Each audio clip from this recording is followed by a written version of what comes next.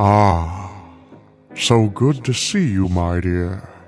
I was concerned for a moment that perhaps you were a little too busy.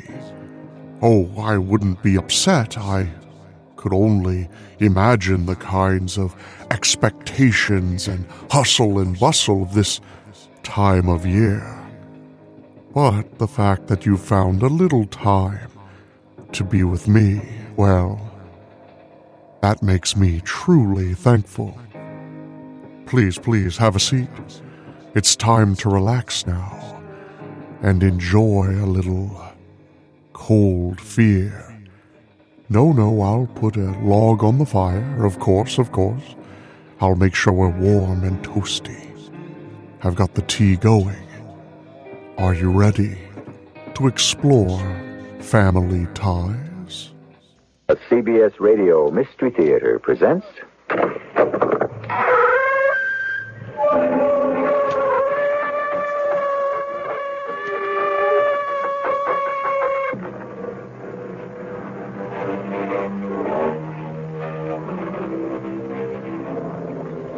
Come in.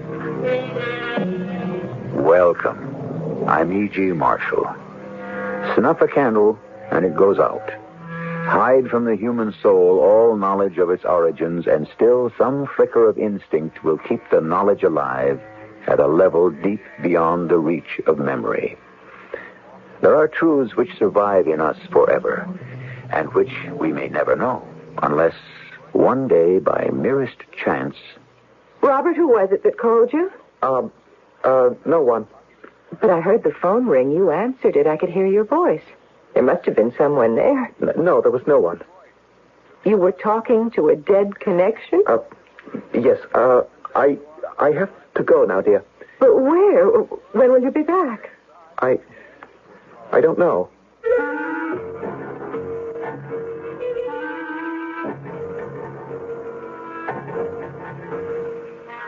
Our mystery drama, Family Ties, was written especially for the Mystery Theater by Percy Granger and stars Terry Keane and Russell Horton.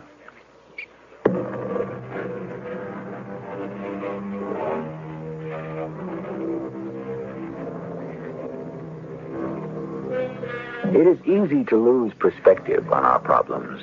They have a way of becoming too small or too big. And this, in turn, makes it difficult to know precisely what action to take. Often the hardest thing to do is to admit we have a problem at all. There are those who say if we can recognize a problem, we are halfway to solving it. But sometimes that isn't true. Sometimes that is only the beginning of our troubles. Mr. Warren? Lieutenant, what can I do for you? I'm sorry, Lieutenant. Yes? They sent me to see you. Well, who sent you? The policeman at the front desk. Well, shut the door, please. Oh, I'm sorry. Now, would you like a chair? No. Oh, yes. Yes, I will, thank you. You are in the right place, aren't you? Is this the Missing Persons Bureau? Yes. Well, then, yes, I am. I feel foolish. I didn't know there really were Missing Persons Bureau. I mean, except in the movies. Mm-hmm. You have someone who's missing that you want to report? I think so. You think so? Either he's missing or he's not, Miss... Mrs. Mrs. Oh, I'm sorry. Mrs. Pendennis. Janet Pendennis. Mm-hmm. And the person you're reporting? My husband. All right. Well, I thought he was missing, but now that I'm actually here, I'm not so sure. I mean, Robert's not the type of person you think of as missing. Mm-hmm. Robert, that's his name? Yes, but... Please, Mrs. Pendennis, let's try to keep the momentum going. Description? I'm not sure I can. You can't describe your own husband? Why not? We've been married so long, it's 15 years. Well, perhaps you have a photograph. Oh, yes, right here in my purse. He's slight, a receding hairline, dark hair, horn-rimmed glasses, an impeccable dresser. Yes, could I see the picture? Oh, of course.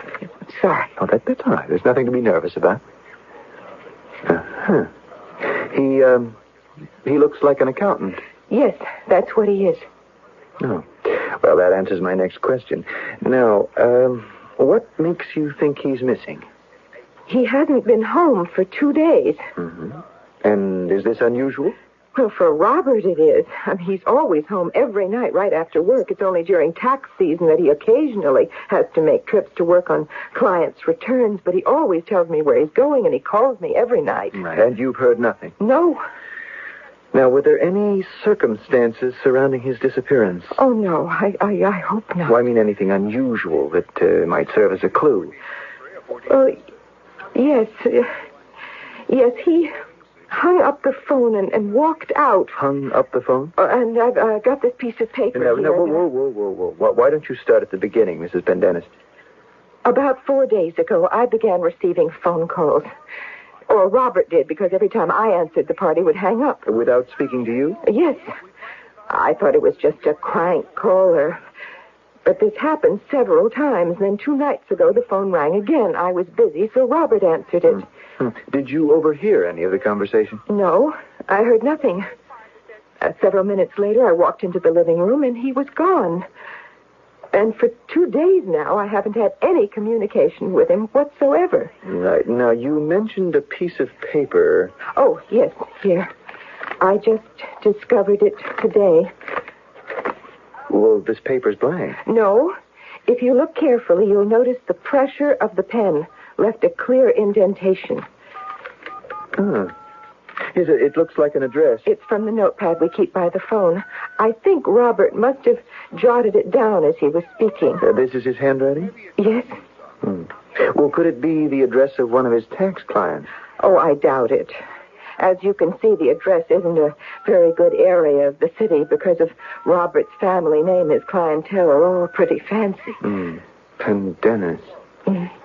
Is he related to Jacob Pendennis, the industrialist?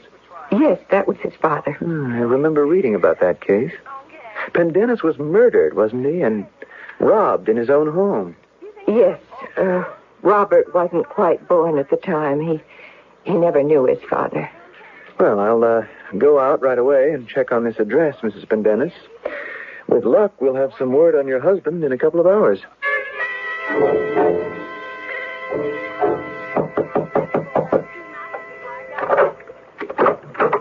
Yes?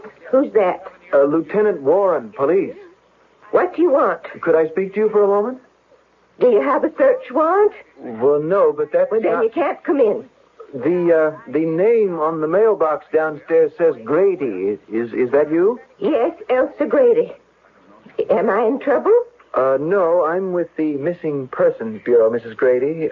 Do you want to see my passport? No, that's not necessary. I have it. I could show it to you, but you can't come in. Do you know a Mr. Robert Pendennis? He's an accountant. I don't need an accountant. Here, this is his picture. Why should I know him? Well, we have reason to believe he might have come here. Why would anyone want to come to see me? Well, I don't know. I've only got one room here, you see? And it's got my whole life. But you can't come in. Do you have any relatives, family? Why? Well, someone who might be using Mr. Pendennis' services. No, I have no relatives. I have no family. Do you go out frequently? Could he have come by while you were out? I never go out. Not even to shop? I never go out. Excuse me, I must go now. You see, I'm going to die soon. Oh, I'm sorry if I disturbed you, but... Mrs. Grady?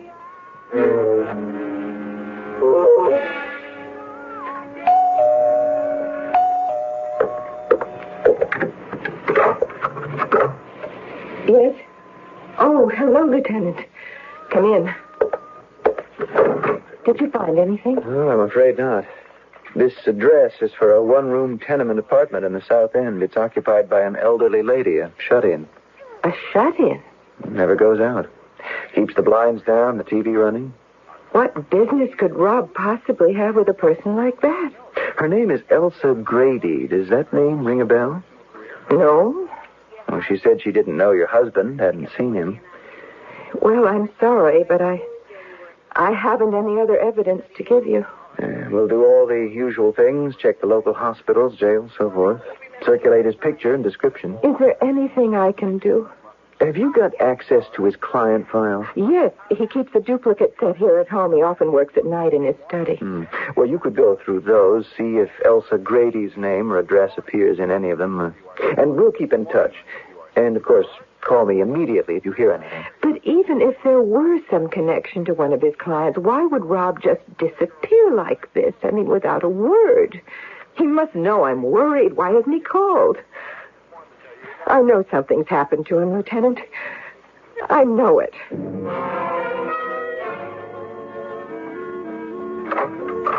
Janet, how good to see you. Come in. Thank you, Douglas. Well, to what do I owe the pleasure of this visit? How's Robert?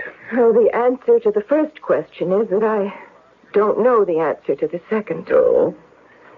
He's vanished. Vanished? It's been 3 days now. I haven't heard a word.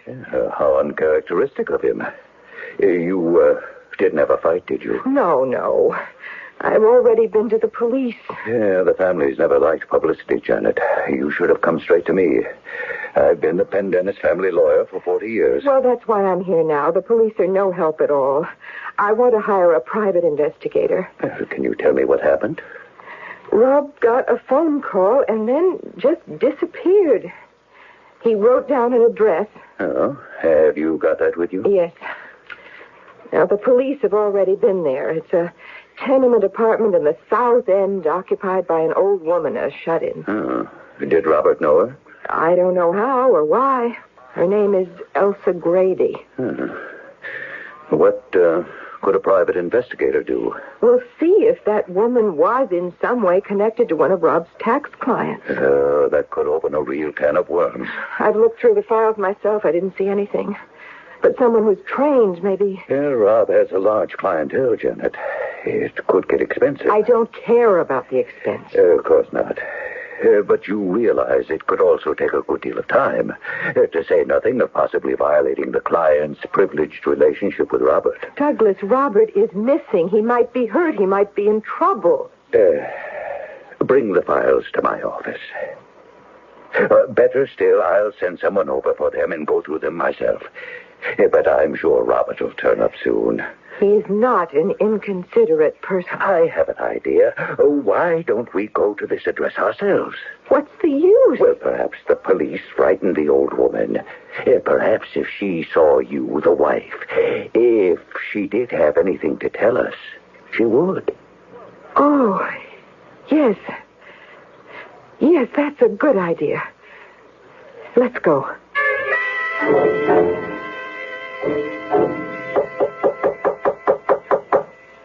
Mrs. Grady? Doesn't seem to be anyone here. Mrs. Grady? There has to be. Lieutenant Warren said she never went out. Mrs. Grady, please? Janet. Well, the door's open. You can't go in. She's not here. Room is a mess. Looks like there's been a fight. Or someone searching for something. Bureau drawers all pulled out. Oh, good Lord. What? Nothing. What's that you found? But it's just an empty picture frame. It seems to be pure silver, all. An odd thing to find in an apartment like this. Oh, it's beautiful. Something from the past.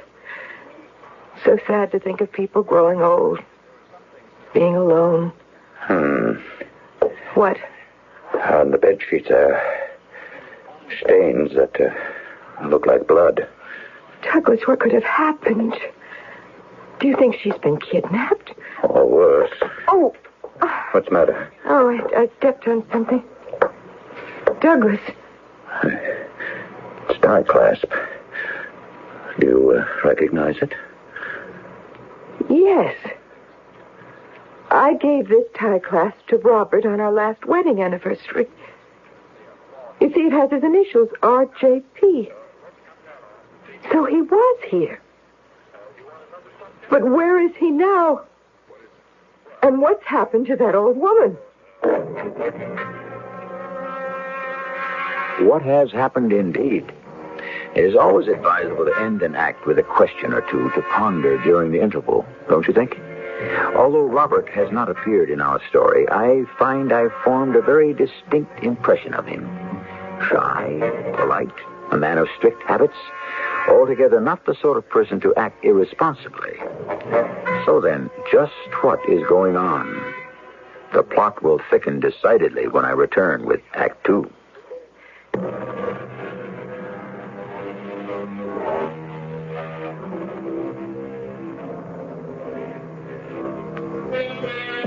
Successful marriages are based on many things.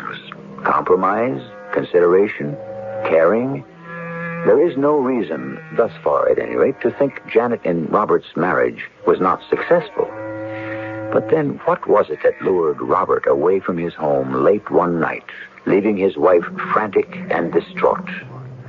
Let us return to our story, for it has been said that there is an explanation for everything under the sun. Robert didn't do anything to that old woman.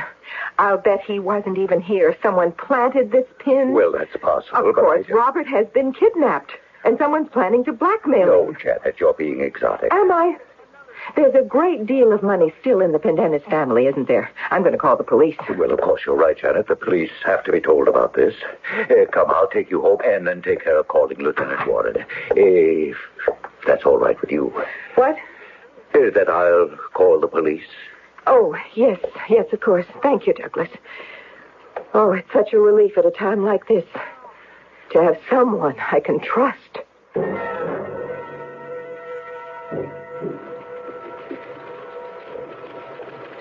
Mrs. Pendennis. Hello, Lieutenant. Well, have you heard from your husband? No. I came here to make a confession. A confession? Yes. Oh, well, please, shut the door. Oh. I don't think I did it on purpose. I mean, I wasn't consciously intending to do it. I didn't even realize I still had it in my hand until I got home. Oh, what are you talking about? The tie clasp. Tie clasp? The one that was in Mrs. Grady's apartment. You were probably wondering what happened to it. Well, here it is. It is Robert's, but I'm sure that he... Whoa. Now, would you mind taking me back a couple of steps? This was in Grady's apartment? How do you know? How did you get it? Well, didn't Mr. Jimson tell you? Who's Mr. Jimson? Douglas Jimson. He's the Pendennis family lawyer. Didn't he call you? No. Well, he said he would. We went to that old woman's apartment. And she's vanished, too. And you found this tie clasp. These are your husband's initials, R.J.? Yes, Robert Jacob Pendennis. The Jacob was for his father, the one who was murdered by his secretary. Well, what else did you find? Some blood. Did you close the door when you left? Yes. Well, excuse me. We'd better get down there right away. Oh, what was that lawyer's name? Douglas Jimson. What's the story on him? Or he's with an old Boston firm. His reputation is impeccable. Well, then why do you suppose he didn't call me? Well, I don't know. Maybe he thought he was protecting Robert, but Robert might be in trouble. I don't believe for 1 minute he'd hurt an old lady, and I don't think Douglas believes that either. Well, that brings us back to my original question. Why didn't he call? I don't know.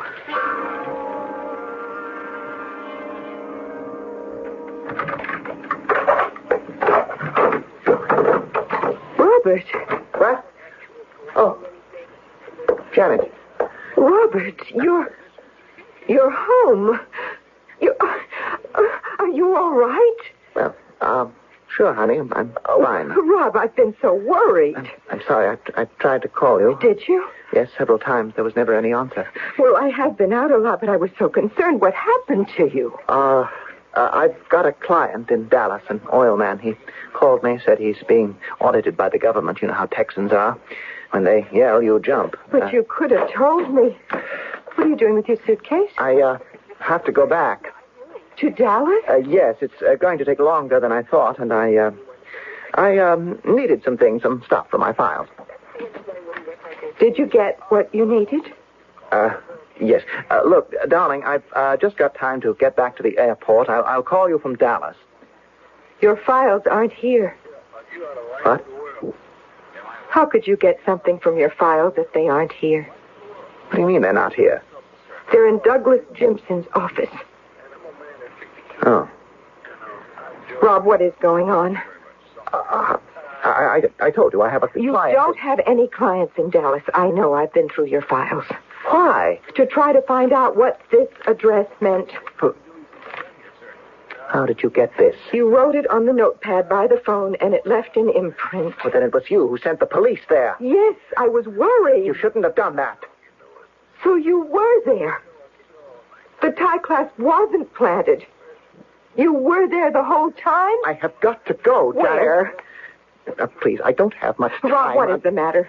What is going on? I can explain everything, but not now. There isn't time. I shouldn't have come home at all. Are you in trouble? No, I'm okay, really. That you have got to promise me that you will stay away from the police. Don't go to them anymore. Why? I am your husband. The police mustn't be brought into this. Is someone after you? No, please, listen to me. Did you say you told Douglas about this? He seemed the logical person to turn to. When you went to that apartment, did he go with you? Yes. And you went in? You looked around? Yes. How did he react? What do you mean? Did he say anything? No. You're sure? He told me he would take care of calling the police, but he never did.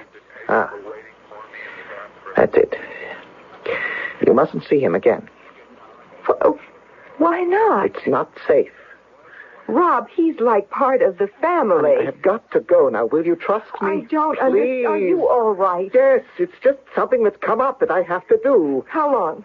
A few days at the most, and I'll be back, I promise. And then you can tell me what's going on? Yes. If what I think is going to happen does, I can tell you everything.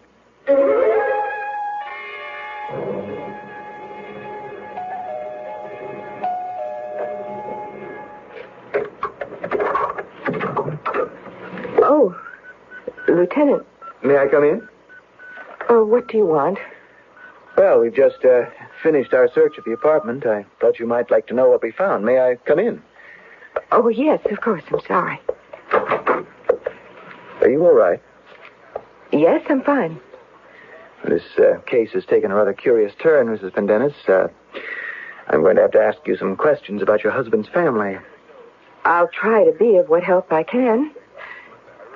Did you find out what happened to that woman? Not yet, but we found out who she is.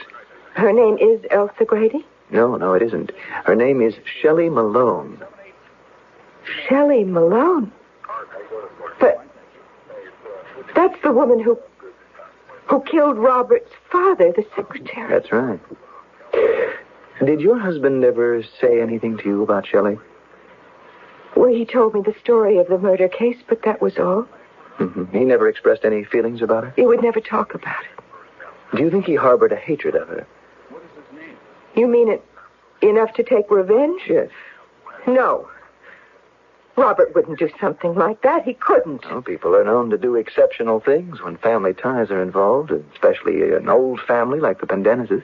But all of this happened before Robert was even born. He never knew this woman. He never even knew his father.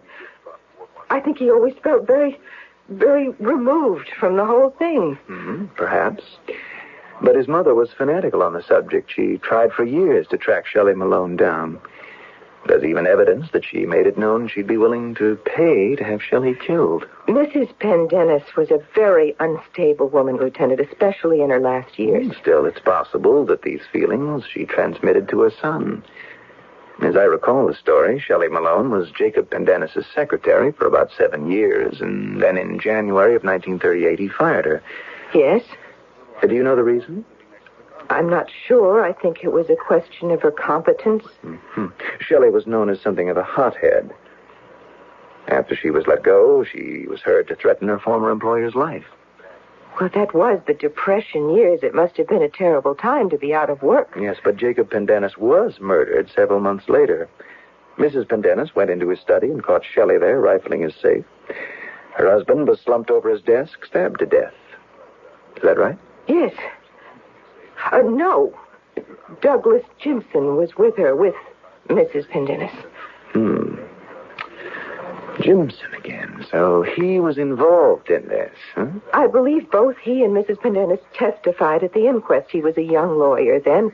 He'd just been hired by the family. He was at the house on business, and Mrs. Pendennis was showing him into her husband's study. And that's how they came on Shelley? Yes. She fled before either of them could recover enough to stop her. And she was never found, never brought to trial. The case was closed. Until now. Do you really suspect Robert of doing something to her? That's how it looks. Frankly, what other business could he have with her? But how did he find her? Who knows? A good private detective, a willingness to keep at it, to pay whatever was necessary? Lieutenant, Robert was here. When? Less than an hour ago, when I came home from the police station. Well, where is he now? I don't know. I caught him by surprise. He was packing a suitcase. Didn't you try to stop him? Yes, but I didn't know. Well, did he admit to going to Shelley's apartment? Yes. So he was probably there when I came to the door. That explains the fear in Shelley's voice when I talked to her. That's what she was trying to tell me. What? Well, she kept saying I couldn't come in, almost as if she wanted me to contradict her. And then, as I was leaving, she told me she was going to die. She was trying to alert me, and I just wrote it off to the craziness of an old shut-in. After your husband left, why didn't you call the police? He asked me not to. Mrs. Pendennis, we are talking about a possible murder charge. I know. But he said he could explain what was happening. Did he? No, he said he would when he came back in a few days. A few days? He promised. Mrs. Pendennis, I'm afraid it's very possible we may never see your husband again. We begin with an event, a man's disappearance, and build on that. Complications are added that change the direction of the story. Characters who seemed bad turn out to be good, or vice versa. Gradually, for the persons at the center of the drama and the audience, the world begins to take on the aspect of a gigantic illusion. Where does the truth lie? And when is a lie the truth? The answers would seem to hang suspended somewhere between Lieutenant Warren's persistence and Janet Pendennis's instincts. We will find out precisely where when I return with our final act.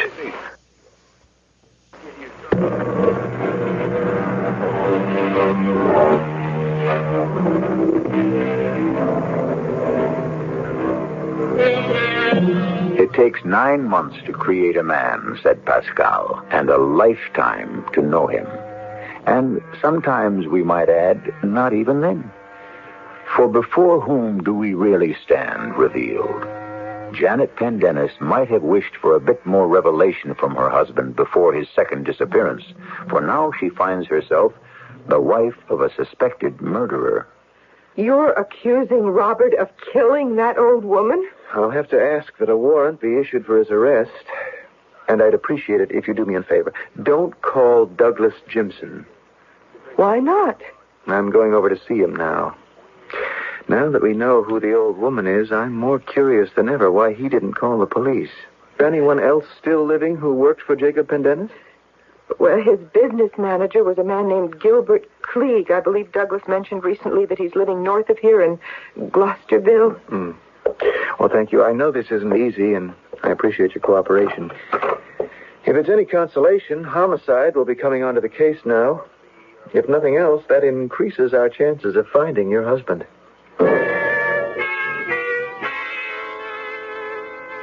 Tell me, Mr. Jimson, are you still retained by the Pendennis family? Oh, not really, no. Yeah, I do occasional legal work for them, but I'm more retired than not. Mm-hmm. Sir, you were a witness to Jacob Pendennis's murder, weren't you? Jacob? Yes. Oh, not to the actual murder itself. No, Mrs. Pendennis and I came upon the scene minutes too late to prevent it, but what does all that have to do with Robert? Well, I'm just trying to figure this out. That murder received a lot of press. Jacob Pendennis was a distinguished man. It's an old Boston family. The police were obliged to do their best to find the woman who was accused of... What was her name? Malone, I believe. Shelley Malone? Yes. It's the biggest manhunt in Boston's history. Couldn't locate her, and yet now, nearly 40 years later, she suddenly surfaces. And right here in Boston. Really? You mean she's still alive? How, Mr. Jimson? Who found her? I don't know. Was it you? I'm afraid I don't really know what you're getting at, Lieutenant. You went to her apartment with Janet Pendennis. Yes. And? She wasn't there. Neither was Robert. You told Mrs. Pendennis not to call the police, that you'd take care of doing it. I see. And you want to know why I didn't call? My first responsibility is to my clients, Lieutenant, to protect them.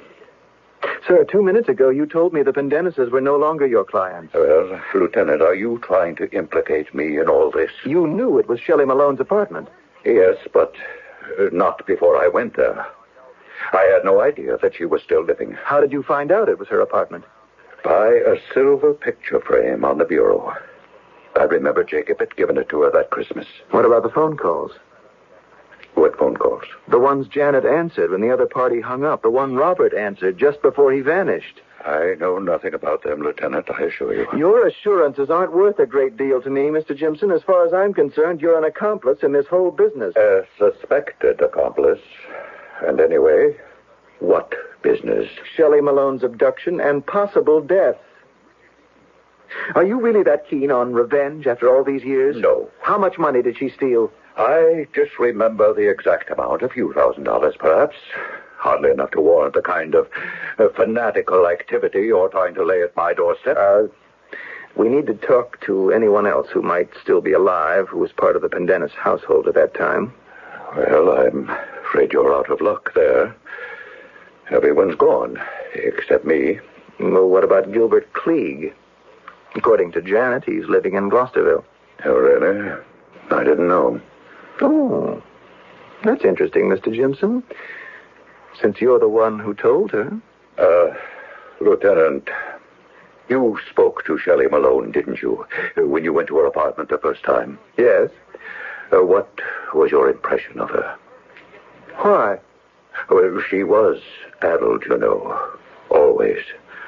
Jacob treated her with every kindness, but she was prone to bizarre fantasies. He had finally forced Jacob to let her go. Are you telling me she was crazy? Well, I hate to use labels. And you have a particular fantasy in mind you want to tell me about? No. I see. Just planting the seed for later, then, is that it? In case she has something she wants to tell us? Good day, Mr. Jimson.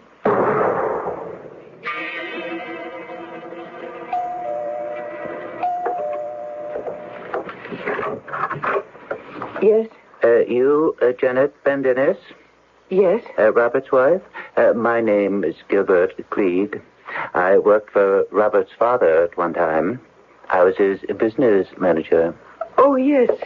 Please come in. Thank you.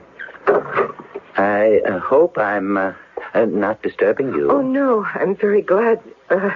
Please forgive the house. Forgive my appearance. Oh, I understand.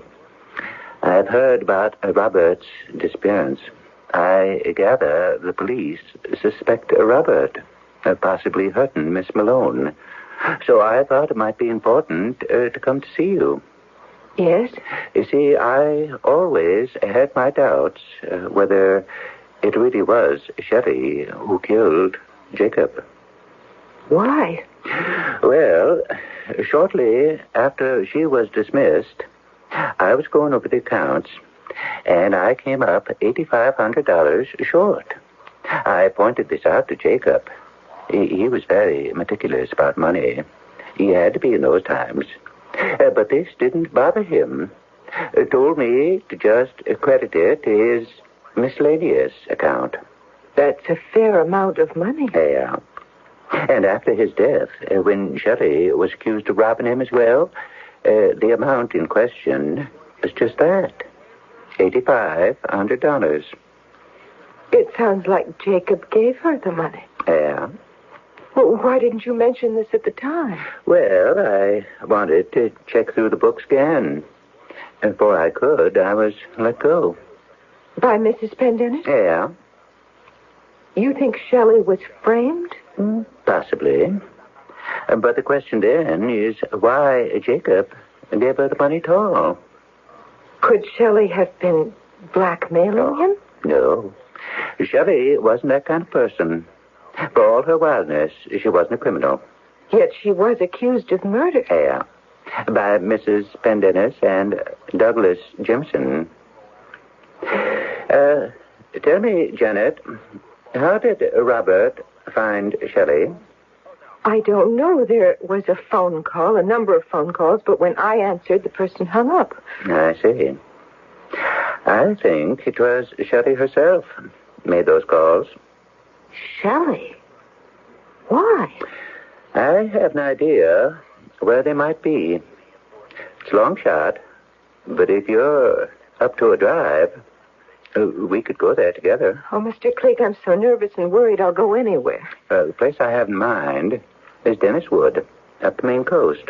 The old Pendennis summer estate? It's secluded, private. Robert, when he left, he took a heavy topcoat and gloves. It would be getting cold up there this time of year. But then you don't think Shelley's dead? No, I got a different idea. But we can talk on the way up. We can take my car. Just give me a minute to run upstairs and throw some things in a travel bag. I'm ready, Mr. Clegg. I'm sorry I kept you That's perfectly all right, Janet. Douglas. It gave me a chance to catch up with you. Has Robert contacted you yet? No? Are you telling me the truth? You know nothing? Where's Mr. Clegg? Well, you can see he's gone. What have you done to him? I told him Robert had been found. That I was here to take you down to police headquarters. You've done something terrible, haven't you? Why didn't you call the police? You don't want them to find Rob. You want him to kill Shelley because she knows the truth. That's right. She knows the truth. She didn't kill Jacob, did she? No. What have you done? What are you trying to cover up? Cleek thinks Robert might be at Denniswood. That's as good a gamble as any. You're going up there? Yes. With you. No. I have a gun with me, Janet. And it is quite imperative that I get to Robert before the police do.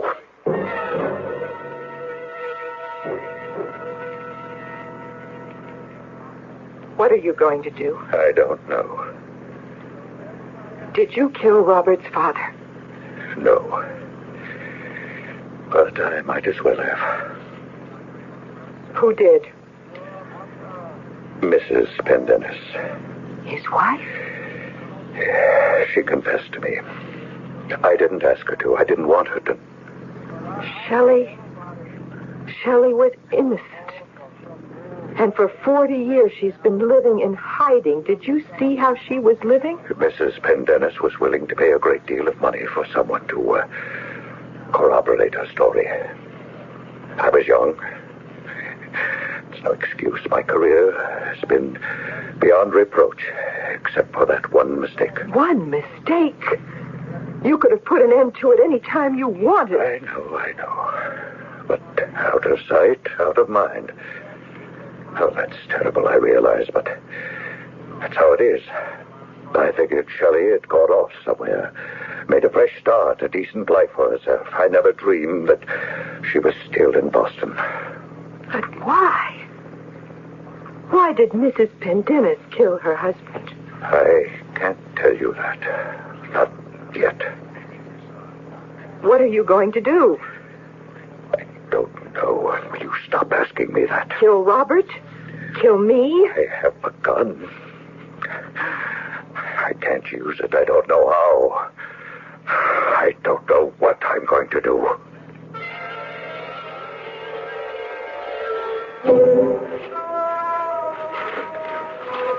Here's the house.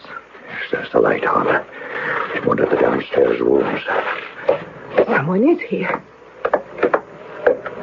What? It's Rob. I can see him through the window. Oh, no. What? Shelley is with him. She's lying on the sofa. He's about to smother her. Robert! John! Don't stop! Shelley! Oh, Robert, what have you done? Please, don't yell. Is she dead?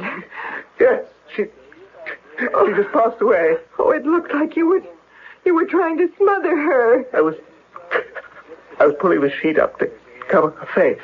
Oh, Rob, what's the matter? You're crying. That's because Shelley Malone was his mother. What? That's right. She and Jacob had an affair, and she was dismissed because she was pregnant. Jacob thought by giving her a large sum of money it would discharge his obligation. But after Robert was born, she came back to see him. She hoped that by showing him his son, she might persuade him to leave his wife. Instead, Mrs. Pendennis discovered them, and when she learned the truth, she stabbed Jacob.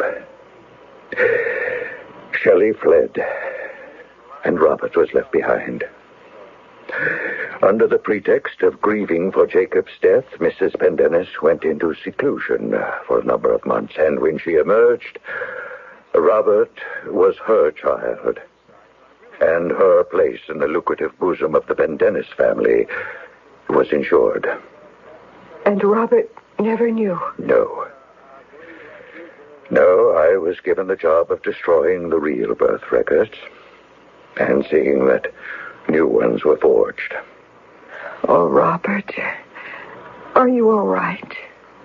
She wouldn't even let me take her to a hospital. She was coughing up blood. We both knew she was dying, but she was still afraid she might be arrested. Then it was Shelley who called you. Did you realize I knew who it was? I suspected the whole truth the minute I heard her voice. Even before she told me. I seen her face before, you know. She watched me grow up. She followed me. Even though every time she went out, she was terrified she might be caught. And no one would believe her. Do you know what courage it took for her to call me? No, Robert, I don't. I can only imagine. It is said that the mind registers impressions from the very moment of birth. That these impressions are stored away and never lost. And that under extraordinary circumstances they may be retrieved. All his life, Robert had carried within him the knowledge of his true origins, but only at the last possible moment had this truth revealed itself. I'll return with a final word in a few moments.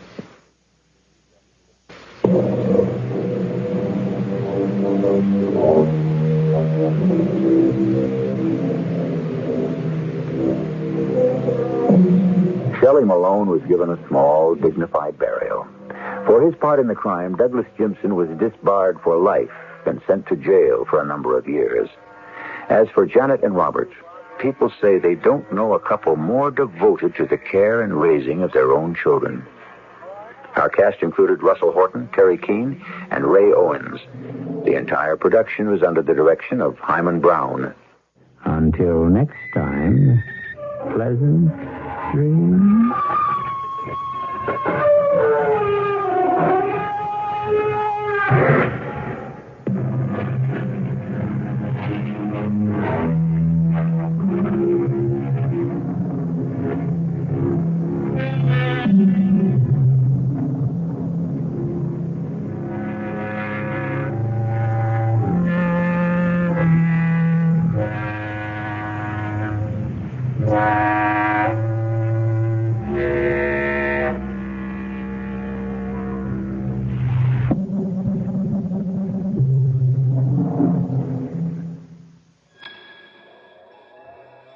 Ah, yes, very good.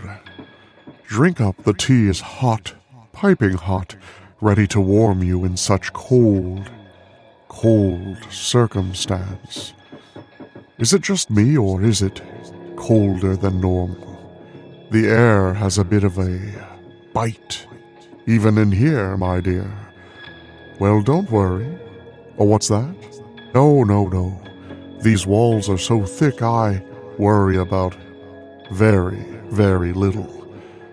I'm just so glad you could come and spend this time with me. It means so much more than you might imagine. To be just one happy little family.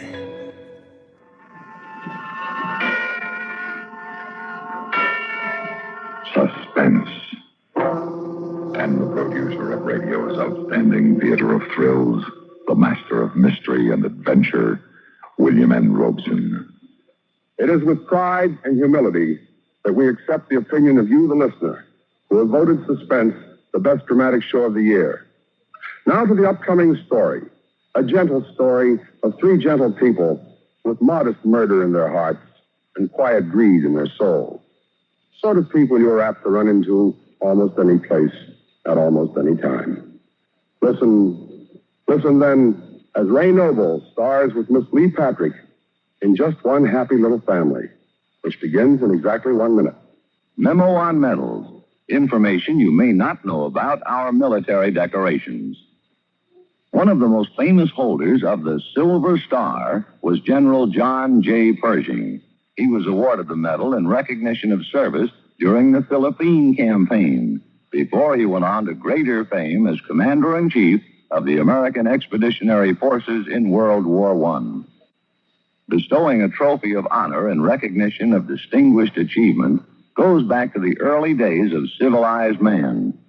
Probably the oldest record of a decoration is a wreath of laurel, which was used to crown winners of athletic contests in ancient Greece.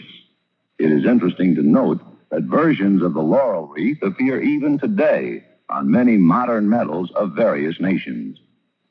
In the United States Navy, it is a tradition to award bonus points for advancement in rating based on medals and citations. For example, 5 extra points are given to winners of the Medal of Honor. As unique accolades for valor and superior service, medals symbolize our nation's recognition of individual dedication to the cause of freedom. And now,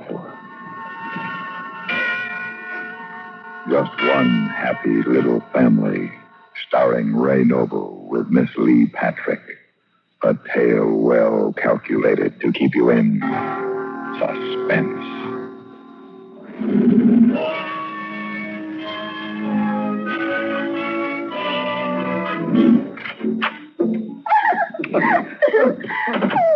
Pretty gesture. Now, come sit in the parlor, Mrs. Uncle, and catch your breath. Yes, thank you. I believe I will. After all, one doesn't carry a bride over the threshold every day, my dear Victoria. And certainly never as lovely a one as you. Mrs. Uncle, come this way. Oh, this beautiful parlor. So elegant. It was my dear departed favorite room. Victoria, we are indeed fortunate to find each other. You alone in this big house, and me alone with no house. It does work out nicely, doesn't it? With your money in my house, we should be able to... what was it the lady said? At the Cupid's Lair Friendship Club. Oh, yes. Spend our golden years together. How well she put it. You poor thing, you must be tired. Let me fix you a nice cup of tea. Good idea. My wife, Jane, rest her soul, used to say it was just the thing to perk a person up. You just sit and rest. I won't be a minute.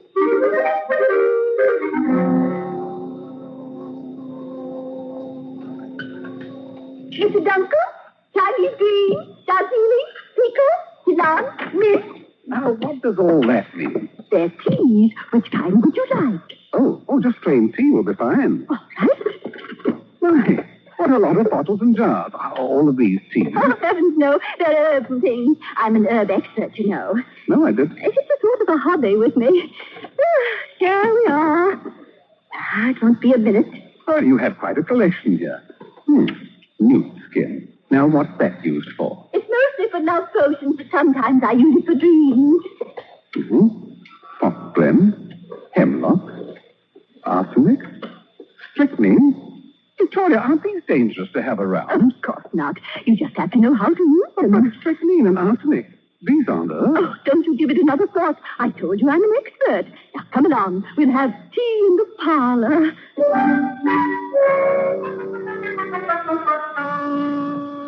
Victoria, my dear, that was delicious tea. Oh, thank you, Mr. Dunkel. And now I'm sure you would like to unpack and get settled. After all, this is your home, too, now. What's mine is yours, and what's yours is mine. Yes, my dear. The two of us are one, until death do us part. Oh, please, Mr. Dunkel, let us not talk about things like that. Oh, I'm sorry, Victoria, but one must be prepared to face facts. I think we should make our wills as soon as possible. I have a confession to make, Mr. Dunkel. I already had my lawyer take care of it. He'll bring the papers for us to sign tomorrow. Ah, my dear Victoria, you think of everything. I try to, my dear. Now, shall we get unpacked? All right. Oh, don't try to carry too many valises at once, Mr. Dunkel. Those stairs are steep. Very well, Victoria. I'll just take this large one first. And I'll carry this little black one. No, not that one. I'll take it. No, I can manage. Oh. What a vicious-looking lot of knives. Are they yours? Of course they're mine. What on earth are you doing with them? Well, when I retired, I just couldn't part with them. They were my favorite. Might I ask what your position was before you retired? I thought I told you. I was a butcher. Butcher? Yes. My wife, Mary, rest her soul, used to say that I was the most distinguished butcher in town.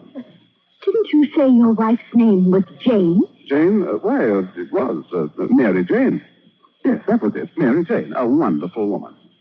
Mr. Dunkel, you'll find the guest room at the head of the stairs. Guest room? But, Victoria, the two of us are one. Not tonight, Mr. Dunkel. My door will be locked. Locked? Locked. And it will remain locked until the lawyer comes tomorrow. Good night, Mr. Dunkel.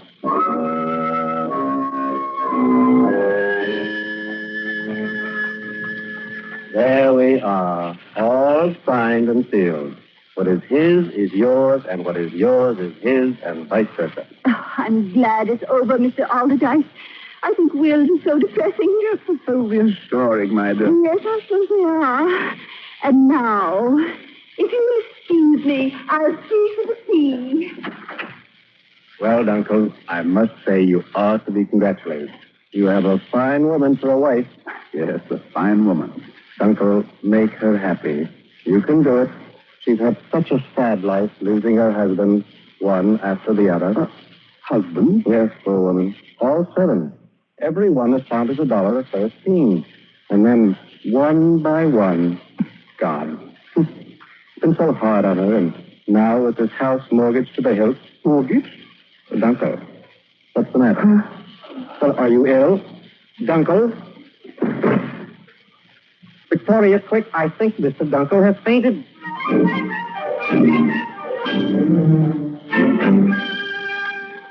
In a moment, we continue with the second act of Suspense. Another visit with Joe and Daphne Forsythe. Overhead, the moon is seen. Hold it, Daphne, hold it. Oh, hi, Joe.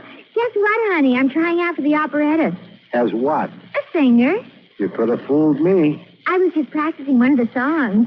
Well, I don't think you quite fit the role. Why not?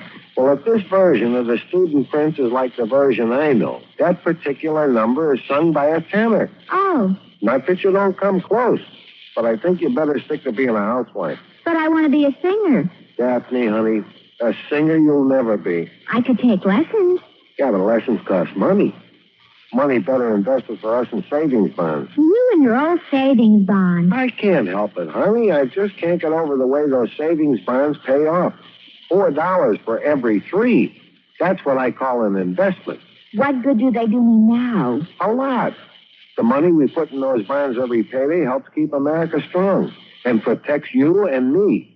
No bonds, maybe no operetta. Ever think of that? I still want to be a singer. Well, when those bonds start bringing in the green, if you still want to sing, you'll pay for the lessons and more. Good. Gee, if those bonds mature as fast as you say, I better start practicing now just so that I'll be ready. Overhead, the moon is big. Daphne, did anyone ever tell you you have a bad voice? Everyone.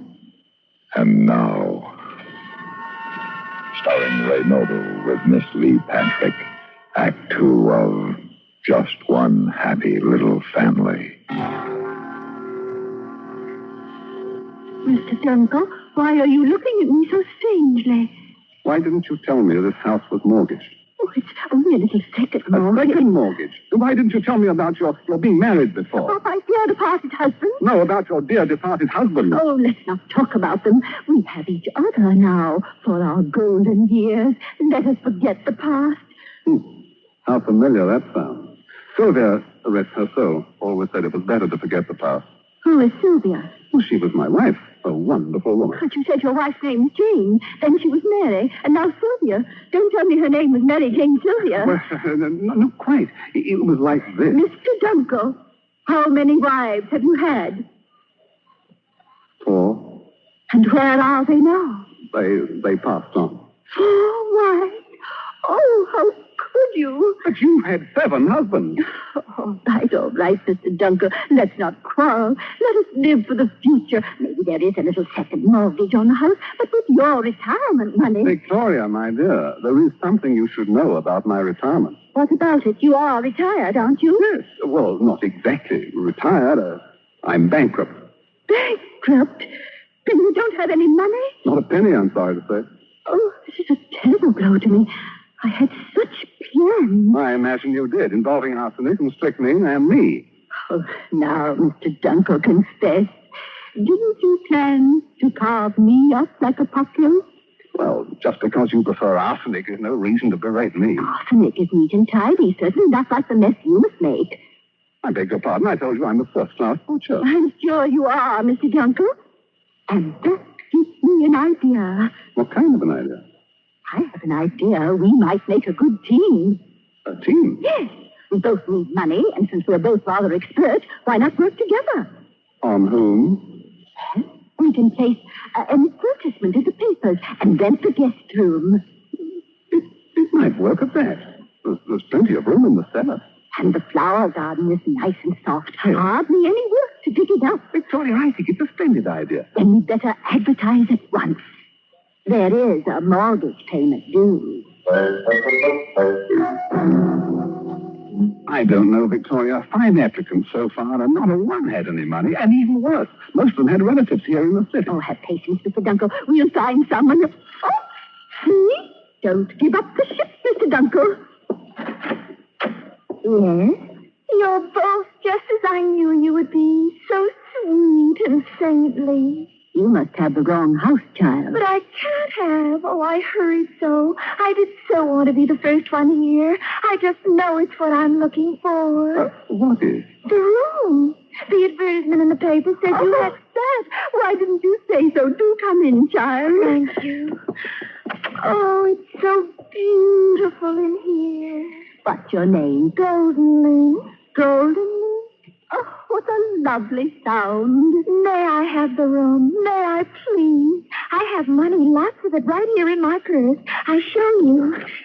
I keep it tied up in this handkerchief. My, that is a lot of money. Aren't you afraid of losing it? Goodness, no. And besides, I can get much more at home. Ah, you have a home. And a family, I suppose? I don't have a family. My daddy and mommy went to heaven together, and I was so lonely in that big house. A big house? Oh, very big. Here, I have a picture of it in my purse. See? That is a big house. It must have 40 rooms. I think there are 52. And you have no relatives? No. I'm all by myself. Poor dear. Well, every girl needs a family. I want one more than anything. Oh, please let me stay. I could be so happy here. Of course you can stay. You're just the kind of dear person we were hoping for.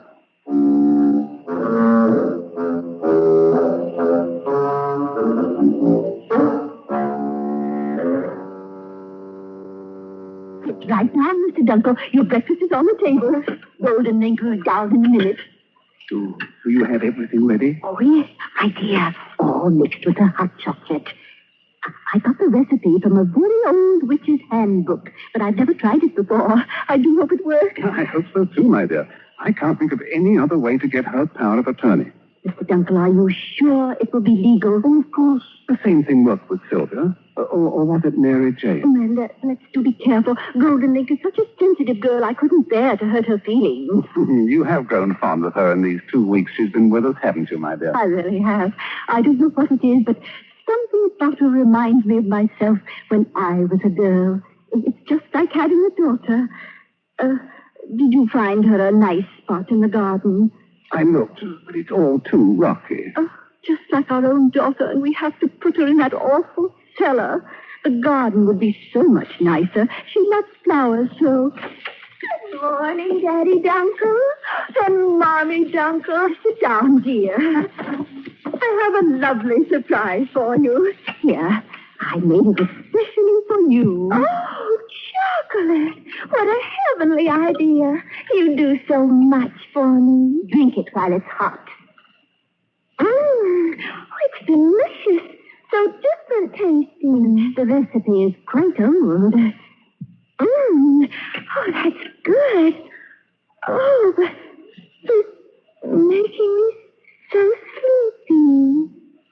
It certainly works quickly. Doesn't it, though? Now we'll make sure. Golden Link. Golden Link. Can you hear me, child? I hear you. Now, Golden Link, I want you to do something for me. It's very simple. I want you to write your name on this piece of paper. Yes, Mommy Dunkel. Whatever you say.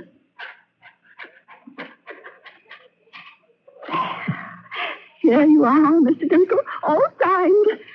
Amazing, Victoria. But how are you going to bring her out of the trance? Simple. All potions have a counter potion. Here, Golden Link, my dear. Drink some more chocolate. It will be good for you. Yes, Mommy Dunkel. Golden Link, was the chocolate good? Oh, yes, it was wonderful. Such a nice change from tea. You are all right? Of course, I feel wonderful. So wonderful that I think I'll compose some poetry today. Maybe a sonnet. Yes, that's what I'll do. I'll write a sonnet about my little family. Another one? We must have written 2 dozen. Oh, I never get tired of writing about my little family. Well, Victoria, now that the paper is signed, I'll get my things ready. I suppose you'd better. I must say it'll feel good to slip into a white coat again. If only I hadn't thrown away my straw hat.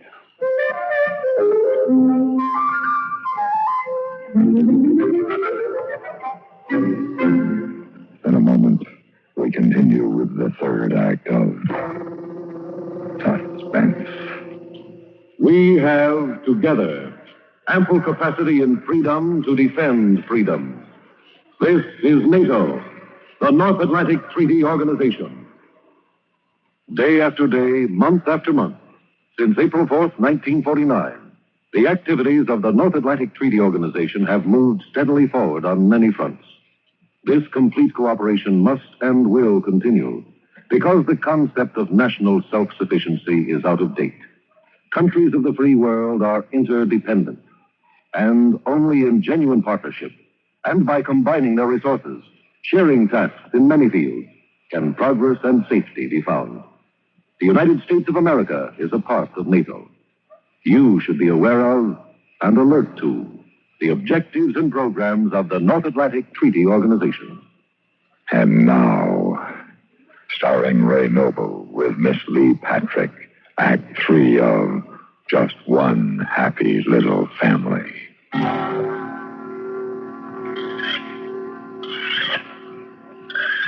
Oh, Mr. Dunkel, must you do that? That sound gets my teeth on edge. These knives have to be razor sharp, my dear. A point of professional pride with me. I'll be ready in a minute. Oh, surely you're not thinking of doing it now. May as well. But she's writing a sonnet to us. Can't it wait just a while longer before we send her away? I suppose so. After tea time, then. Golden Link does so like tea time, and I hate to disappoint her. Oh, very well. Oh, I can't bear to stay here and listen to that dreadful sound. Golden child, why are you standing here by the door? I wanted you to hear my song. Oh, of course, my dear. Let me see what you've written so far. A silver sunshine cabbage and the blue and purple roses bend to... But it's not finished, child. I can't think right now. I don't feel well, Mommy Duncan. Oh, you poor dear. Why don't you go rest in your room and maybe you'll think of something. Yes, I'll do that. Maybe by tea time I'll think of something.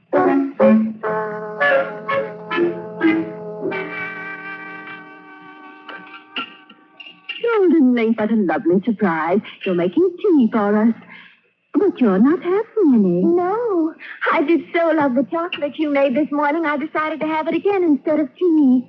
But it doesn't have the flavor yours had. No, I imagine not. Now, these jelly sandwiches are just the way I like them, all sprinkled with sugar. Here, Daddy Dunkel, have another. I believe I will. Truly delicious.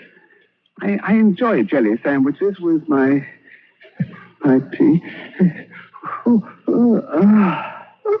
Mr. Dunkel, what's the matter? Do you have a touch of indigestion? It's not indigestion. He's dead. Dead? Oh, ridiculous, child. Why should he be dead? I poisoned him. You poisoned him? Oh, yes. I hope you're not angry that I used so many of your herbs. Golden Link. How could you? You were going to get rid of me. That's why I had to put some of your herbs in the sandwiches and tea. The tea? But I drank it too. Yes, I know. Oh, you've got to help me. Get the antidote. Oh, I don't think there is one, Mommy Dunkel. Your little recipe book didn't have one for hemlock. Hemlock? Oh, you're right. There is no antidote. Well, what's done is done. Oh, why did you do it, child? You were planning to send me away. I heard you. My Mommy and Daddy were going to send me away, too. They didn't love me either. But I showed them how much I loved them. I sent them to heaven together, just like you and Daddy Dunkel. You poisoned him? Goodness, no. I used an axe. This is the first time I've ever poisoned anyone. You big house. I didn't want to go to that big house. I didn't like it. Most of the time they kept me locked in a room, but I got away. And we thought you were rich. I am. Oh, yes. A nice old man who lives in the big house gave me the money. He's got lots and lots of it. General Robert E. Lee gave it to him personally. Oh, Golden Link, child. No wonder you remind me of myself when I was a girl. Oh. Don't worry, Mommy Dunkel. Now that you and Daddy Dunkel have gone to heaven, I'll have to find another family to love. But I'll find one. I'm sure there are lots and lots of people who would like to have a daughter like me. Suspense, in which Mr. Ray Noble starred with Miss Lee Patrick in William N. Robeson's production of Just One Happy Little Family, an original radio play by John Thornton. Supporting Mr. Noble and Miss Patrick in Just One Happy Little Family were Shirley Mitchell and David Shiner. Listen again next week when we return with another tale well calculated to keep you in suspense.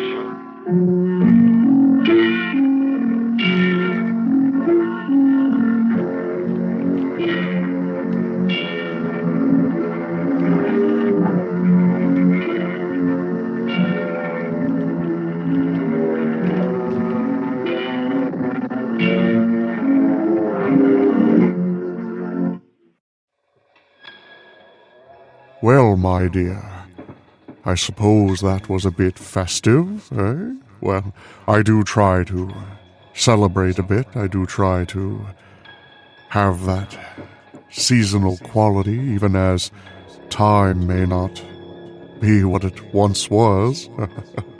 Oh, what's that? Well, I suppose it could use another log. I'll put one on the fire right now. When I imagine all the travel and running around necessary to prepare a big bird dinner, well, I can't help but feel like, well, when you're going and going and going, you end up 7 steps to murder. The Whistler.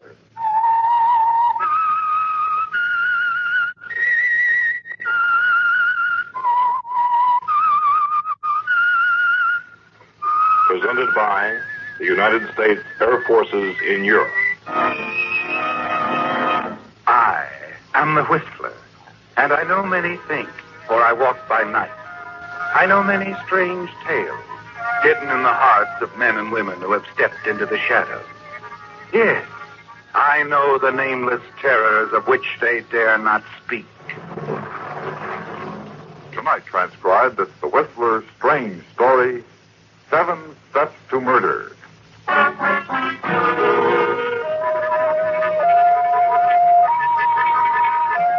The Atkins-Clayton affair was unusual for 2 reasons. In the first place, of course, it involved a pair of famous newspaper men. Archer Atkins, the dean of New York drama critics, and Everett Clayton, a syndicated columnist. But more than that, it was interesting in its structure. Yes, there were 7 distinct steps between an apparently cordial relationship and a murder. The opening night of Clayton's first play at a Whirlwind was step number 1. Atkins had attended, of course, with the rest of the critics, and shortly after the final curtain, had walked across the street to the offices of the New York Globe with Murchison, his editor, to meet the newspaper's deadline.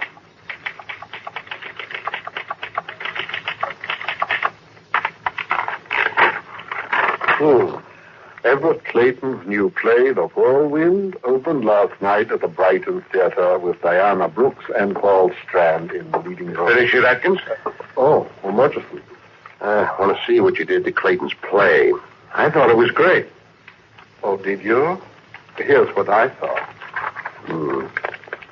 Everett Clayton's new play, The Whirlwind, is dullness itself.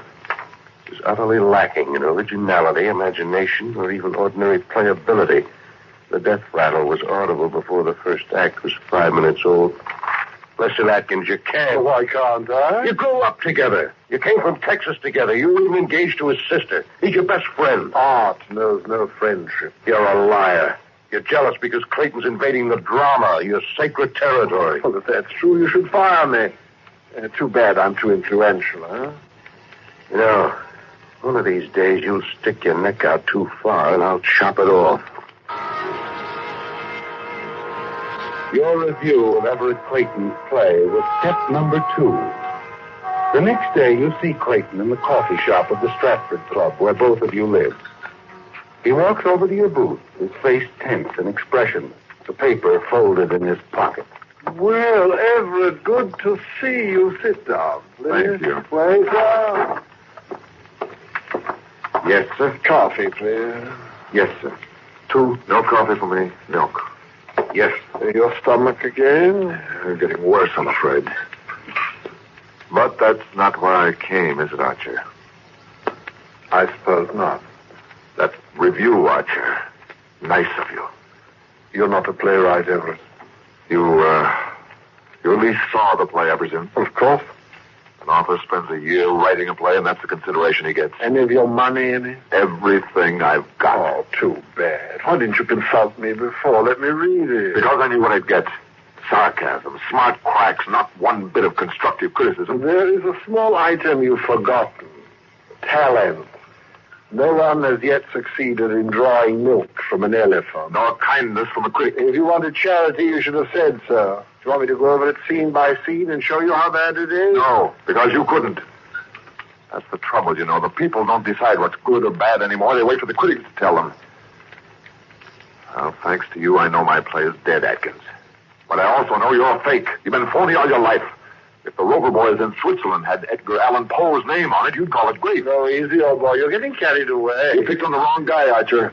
I've got 20 million readers, too, and before this thing's over, I'm going to make you look like the village idiot. Just do me a favor, Atkins. Check my column tomorrow. It'll interest you.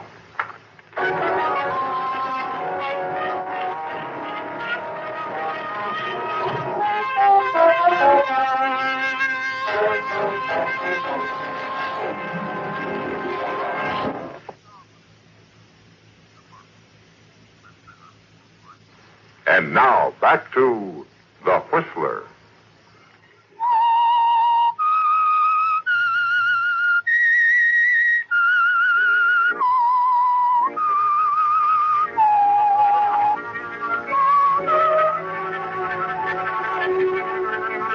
Yes, Archer. Although you didn't know it at the time, the case that was soon to become famous as the Atkins-Clayton affair fell neatly into 7 parts. 7 steps to murder. Clayton's play, of course, was the first step, and the scathing review that appeared in the Globe the next day over your signature was the second. But when you arrive at your office the next day, Murchison, the editor, is sitting on your desk waiting for you, the afternoon edition of the Ledger in his hand. Hello, Murchison. Read Clayton's column? I did not. Lead paragraph. Listen. I am now reconciled to the fact that my play, The Whirlwind, will close in a matter of days as a result of the efforts of a group of critics headed by Archer Atkins. As a matter of fact, Atkins is not equipped to set himself up as a critic or even a writer. He has no conception of literature, dramatic, poetic, or otherwise. And I intend to prove it. Well, amusing, but not very. You started all of this, Atkins. I think you should apologize. I'm going to be quite busy, Murchison. I'm sure there are a few obituaries that require your keen intelligence. I hope Clayton gives you a sock on the jaw.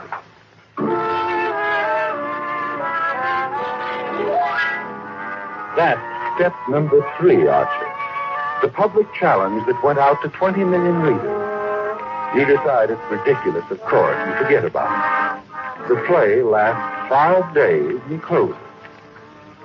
Then one evening, some weeks later, Barbara Ross, the fashion editor on the Ledger, walks up to you in the lobby and taps you on the shoulder. Archer, darling. Oh, good evening, my dear. Archer, I found something I thought you'd want to glance at. Why, did Clayton put me in print again? Nothing like that. Somebody handed me this book of poetry. Poetry? It was printed privately, only 50 copies. Well, let me see. 14 by Jafar Ahmed. What's it about? Well, I think it's lovely. It's written by an immigrant boy about his love for a little girl. Oh, no, thank you. Oh, but poetry, darling, is as much a part of adolescence as the first shave, and just about as important. But it's really quite good. The boy seems to have an excellent sense of meter and a good deal of insight, too. Archer, you know so much more about poetry than anyone else I know. All right, dear. I'll look it over.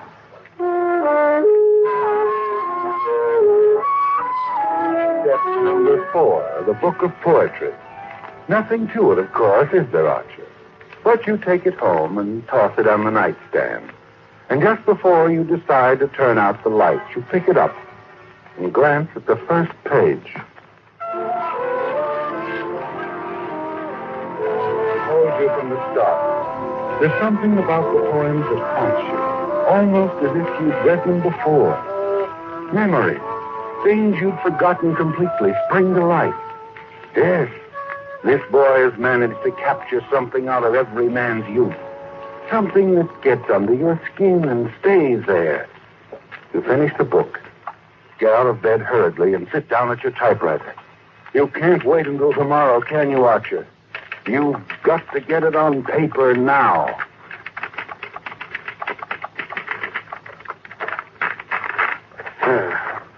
Although the poems are immature, there's something great and universal about this work. The volume has been printed privately, but in my opinion, it would be a wise investment for any publisher to issue it in quantity. 14 by Jafar Ahmed should never be forgotten. That ought to do it. It'll be on the bestseller list in a month.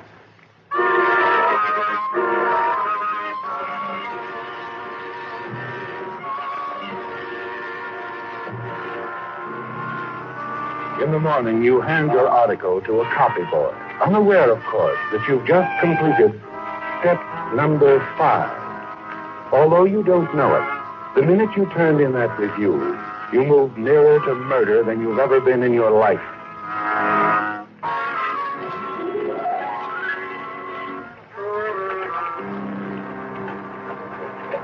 It's just 24 hours later when the same boy walks into your office, places a newspaper on your desk. Step number 6.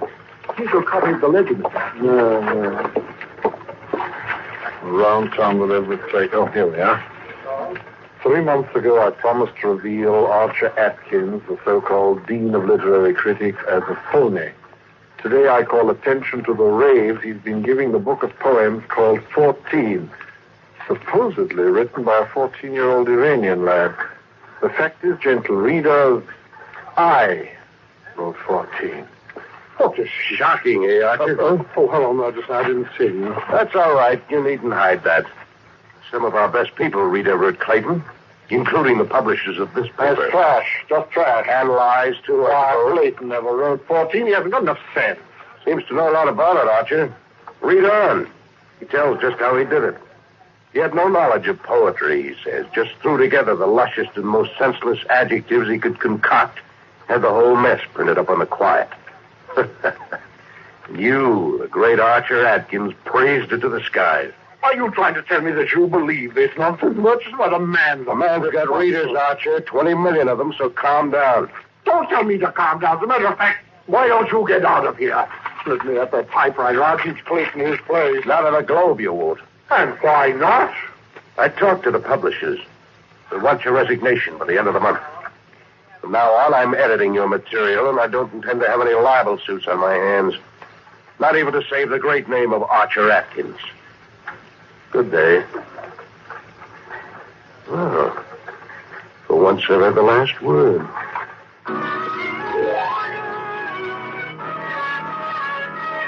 Well, Archer, a turn you never expected.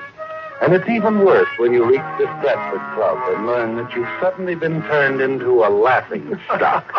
Archer, old boy, how could you? What was it now? I still feel the music, the poignant expression of an adolescent love. Sweetly agonizing emotions, part of every man's youth. I wonder what applies this pain on your skull, my dear hand. Gentlemen, you hear? The great Atkins is no longer capable of using his cutting tongue. He must now resort to a cane.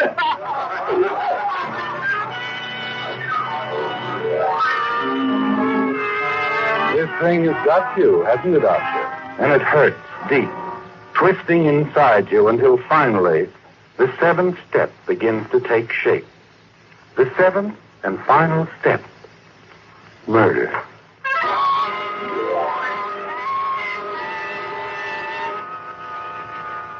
The frightening thought, isn't it, Archer? Frightening, but very clear. It's all there in your mind as you ride up to your luxurious suite in the elevator. Everett Clayton is a man of habit, one of them forced upon him by his health. You know all about that, Archer. How each evening at 7, a waiter brings a large glass of milk into his apartment. You smile as you let yourself into your rooms across the hall. Tonight, that same waiter must bring you something as well. Hello, coffee shop. This is Mr. Atkins. I wonder if you'd send me up something, huh? Oh, I don't know, something light, a chicken sandwich, perhaps. Oh, no hurry. What's that? You have a waiter coming to Mr. Clayton's rooms at 7? That's time enough, surely. Yes, don't make a special trip. Thank you.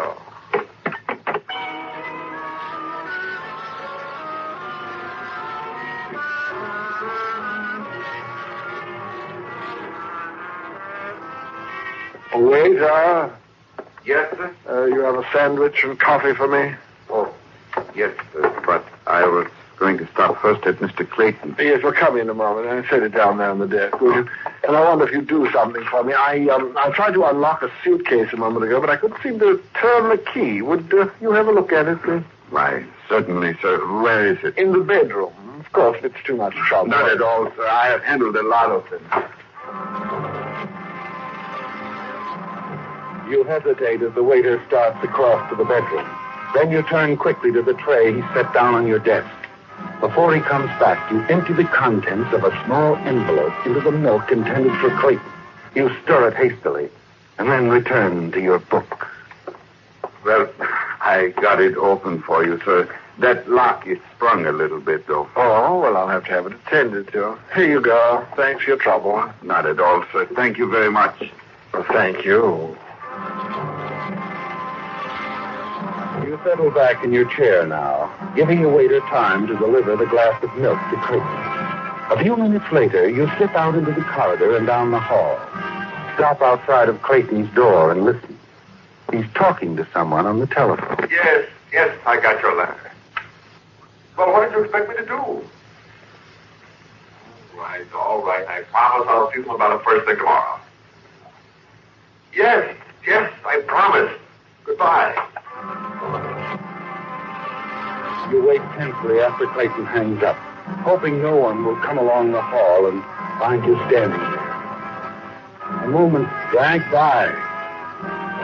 What is he doing? Isn't he ever going to pick up that glass? And then...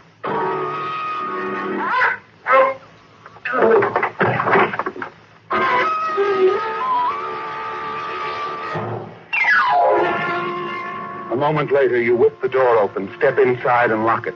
A glance at Clayton's body sprawled on the floor assures you that he's dead.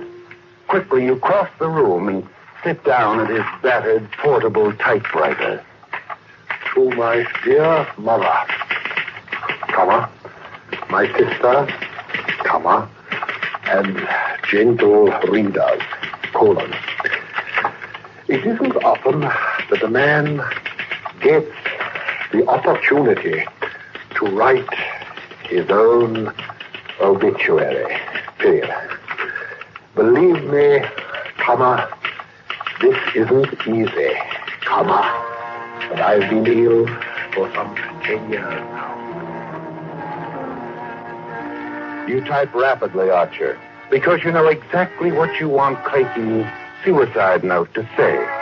It includes, above all else, a confession, one in which the dead Everett Clayton will admit to the world that he perpetrated a deliberate hoax against you.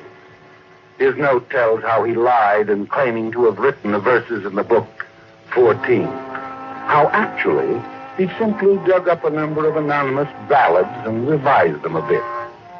You put it all down, Archer, your way, but in Everett Clayton's style. And then you add his well-known signature. Just the two simple typewritten letters.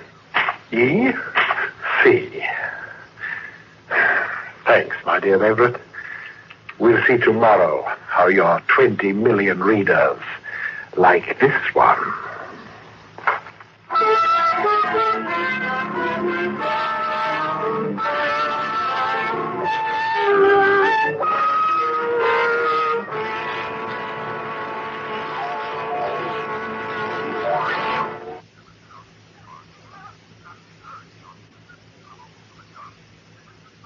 Back to The Whistler.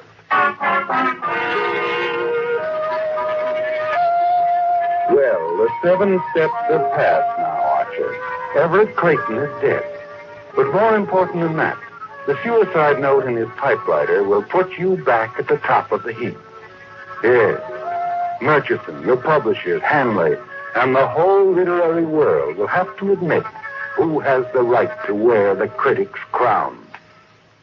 You don't seem at all surprised at the police calling on you, Mr. Atkins. Oh, my dear Captain Foss, well, the moment the manager of this club informed me of Clayton's demise, I resigned myself to a round of dull questions. Naturally. You've known him all his life, grew up with him, sweet on his sister at one Anything time. else you want to know? I was an incubator baby, weighed 3 pounds, 2 1/3 ounces. I'm surprised you aren't more interested in the way Clayton died. I like to believe people, Captain. When I'm told someone is dead, I assume he's dead. Whether he was shot through the head with a cannon, threw himself into Mount Vesuvius, or was clubbed to death with the missing arm of Venus de Milo doesn't concern me in the least. Poison is more to your liking, isn't it? I don't know what you're trying to imply. Well, let's make it clear, then. How long did it take you to write that note? Note, Captain. The suicide note in Clayton's typewriter. Oh, do tell. In verse, no doubt. It says Clayton never wrote those poems, that he stole them from some anonymous ballads. Well, I insisted on that all the time. Wait till I get hold of that editor. You wrote that note, Atkins. You poisoned Clayton and ran the note off on his typewriter. Nonsense. Who gave you that story? Some idiot from the Ledger? Take a look at these papers, Atkins. Ever seen them before? They're yellow. They're very old, aren't they? They're poems you wrote to Everett Clayton's sister when you were 14, over 40 years ago. What? That book of poetry you reviewed was not written by Jafar Ahmed or Everett Clayton, but by Archer Atkins. Reviewing my own poetry. So it wasn't suicide, you see. Now, wait a minute. He still did it. It was a malicious trick. Now, listen, Captain. It wasn't suicide, Atkins. Because Clayton's sister blew up when she read what he did with those poems after she sent them to him. She phoned him last night. He was talking to his sister. She made him promise a public retraction. Clayton was going to see you about it in the morning.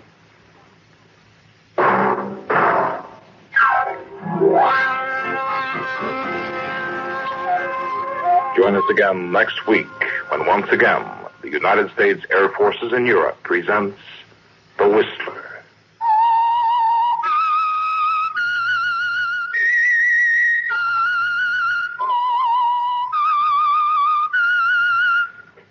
This is Air Force Sergeant Don Cormay speaking.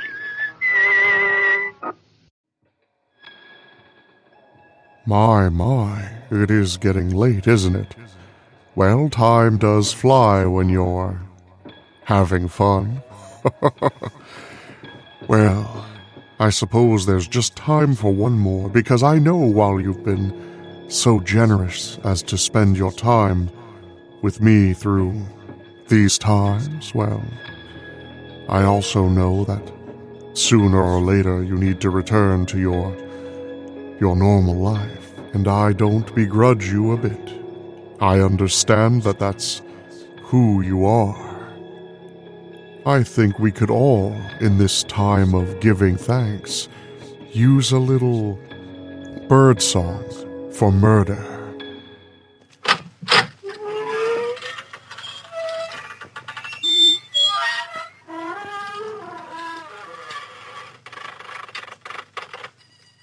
Good evening, friends of the creaking door.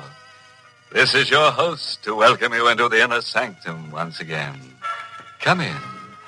Our little place may not be a mansion, but it has its advantages. For one thing, it's thoroughly scare condition. The scream pipes are always in good working order, and the rent's quite reasonable. We get a cut rate.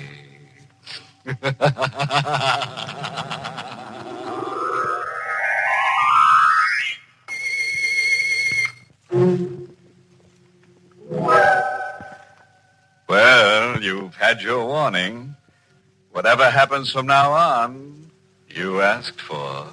Just be sure the family is provided for. And now to our happy little anecdote for tonight. Birdsong for a murderer. My name is Carl Warner. I'm not a young man any longer, but I don't mind that. I wasn't very happy when I was young. Now, well, at least I'm not unhappy. And late at night, after Elaine has gone upstairs to bed, she's my wife, and she's very pretty and younger than I am, and perhaps I made a mistake in marrying her, but, well, anyway, late at night, I go into the room where I keep the birds, and then, listening to them sing, I get as close to happiness as I can expect. I stay an hour, and then I cover their cages. And then they know it's time to sleep. And they sleep. Even on the stormiest of nights. And this was a stormy night. Someone knocked at the front door. It was late. We know very few people. We kept to ourselves, mostly Elaine and I, so... I was worried a little when I opened the door. Yes? Mind if I come in, Mr. Warner? It's kind of damp out. No, of course not. You seem to know me. I do, don't I? But I don't know you. My name is Brule. Chester Brule. Chester Brule. I still don't know. Remember? It doesn't matter. What did you want? Nice place you got here. Much nicer than Cragmount. Cragmount? Cragmount Asylum for the insane. You worked there? I used to work there. Oh, this is all very interesting. Funny thing happened just before I left. One of the inmates escaped. This baby was a homicidal maniac. Homicidal? Yeah, that's right. I don't see what all this has to do with me. I didn't say it had. There was one funny thing about this inmate. What's that? Loved canaries. Loved to listen to them sing. Psychiatrists at Cragmount found it very interesting. Birdsong was the only thing that kept the murderous impulses down. Mr. Warner, I'm out of work. That's too bad. You're not doing badly. Nice house, furnishings. Didn't I hear canaries singing before I come into the house? Maybe you did. So, 5,000 in the morning? No. I think yes. Otherwise, Cragmount will be happy to hear from me. 11 Crescent Place. Room 2B. In the morning. You can show me to the door now. Of course. Good night, Mr. Warner. Till we meet again. I watched him go out into the blackness, and the blackness swallow him. The birds were quiet. I thought for a moment of taking the covers off the cages and letting the birds sing, and then I thought that tonight it might be better if I didn't let the birds sing.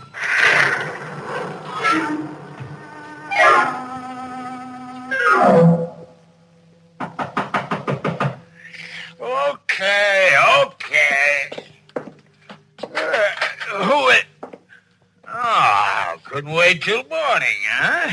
I didn't expect it. Wait, that knife. No! Ow! I shouldn't have let it. Surprise!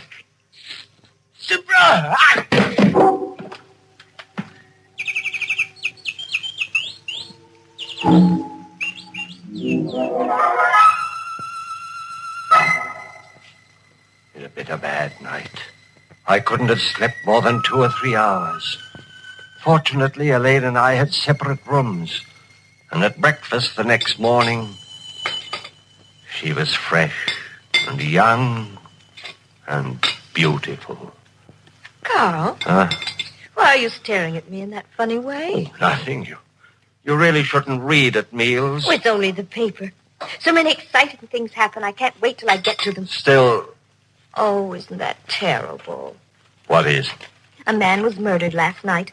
Not very far from here. Crescent Place. Crescent Place? Such an odd name. Chester Brule. Carl, your coffee cup. Sorry, I wish you wouldn't read the paper. It says that his canary, he had a canary car, was singing when the landlady found the body. Oh, that's pathetic. Elaine, I told you not to read that paper. But, darling... Give it to me. But, Carl, you're tearing the paper up. What's the matter? I'm nervous this morning. Don't remember your ever having been like this before. I told you I was nervous. Now, look, darling, why don't you go into the aviary? Listen to the birds for a while. You love them so, and they have such a nice effect on you. I went into the aviary as she suggested, and I listened to the birds. But it was quite quite a little while before I stopped trembling. Carl, Yes, dear? come into the kitchen. All right. I've been washing the breakfast dishes, darling, and found this among them. Carving knife. This isn't that funny. Besides, look at it. The blade's all covered with brown stains. I see. Sure, I washed it after dinner last night. Did you use it for anything? No, darling. Now, give it to me and I'll wash it now. Oh, I can do it. I just wondered. Oh, the door. Will you? No, you give me the knife. And you answer the door. I said you answer the door. All right. There's nothing to shout about. I don't know what's the matter with you this morning. I washed the knife. Quickly, but carefully. Very quickly, but very carefully. Didn't take long. The stains hadn't hardened much. The brown stains.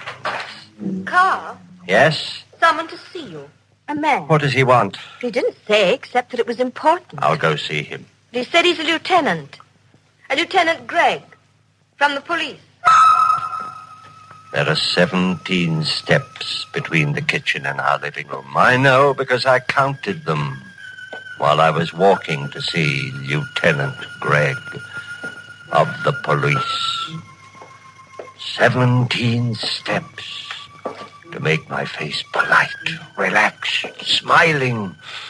But would I be able to hide the trembling of my hands? You're Lieutenant Gregg. My wife said you wanted to see me. Yes, that's right. Mr. Warner, did you know a man named Chester Brule? Chester Brule? Why, I can't say offhand. I've got such a bad memory for names. I may or I may not. Why? He's murdered last night.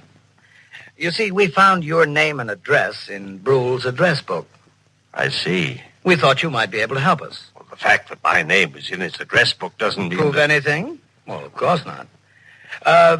Would the fact that Brule used to be an attendant in an insane asylum mean anything to you? Why should it mean anything to me? Well, I didn't say it should, Mr. Warner. I just thought... Well, it doesn't. Oh, I guess that's that. You know, funny thing. There was a bird cage in Brule's room with a canary in it, singing its head off. Huh? Well, lots of people are fond of canaries. Sure. What was funny about it is that Brule's landlady swears Brule never had a bird. That is funny. Way it looks, the killer knifed Brule and then left the cage and the bird in it behind him. Doesn't make any sense. Unless you figure that the guy who killed Brule was insane. The birds have been quiet, but the slam of the door maybe started them off. And I knew that somehow I would have to get the cage and the bird in it out of Brule's room. I didn't know how I'd do it, but I'd do it no matter how insane it was.